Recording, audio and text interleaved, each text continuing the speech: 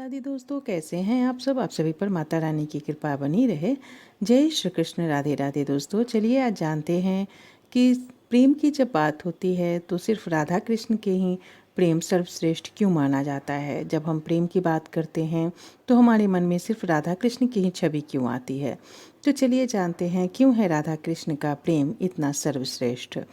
राधा और कृष्ण के प्रेम को शब्दों में व्यक्त करना मुमकिन नहीं है, ना ही व्याख्या की जा सकती है। फिर भी इस कहानी के माध्यम से चलिए आज आपको सुनाते हैं। एक बार द्वारिकाधीश श्री कृष्ण को बहुत तेज बुखार हुआ। सब रानियाँ पटरानियाँ सेवक सेवा में लग गए। बहुत दिन बीत गए पर बुखार कम नहीं हुआ।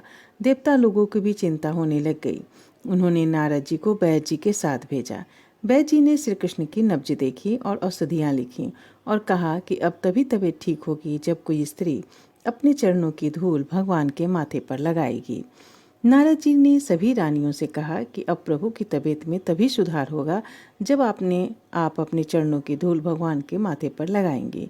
सभी रानियों ने मना कर दिया। भला कोई पतिव्रता नारी अपने चरणों की धूल अपने स्वामी के माथे पर कैसे लगा सकती है। हम तो जीते जी नरक के भागी हो जाएंगे। हम इतना बड़ा अपराध नहीं कर सकते। नारद जी द्वारिका की प्रजा के पास गए। सभी नारियों को ये बताया तो सभी प्रजा की स्त्रियां ने भी मना कर दिया। भला कौन भक्त अपने प्रभु, अपने भगवान, अपने स्वामी के माथों पर चरणों की धूल लगाता है। हम तो जीते जी इस अपराध को करके नरक के भागी हो जाएंगे। हम इस अपराध के साथ जी नहीं पाएंगे। नारद जी निराश होकर वापस श्री कृष्ण के पास आ गए और मन में सोचने लगे कि ये तो सच में बहुत बड़ा पाप है। अगर मुझसे कहा जाता तो शायद मैं भी भयभीत हो जाता।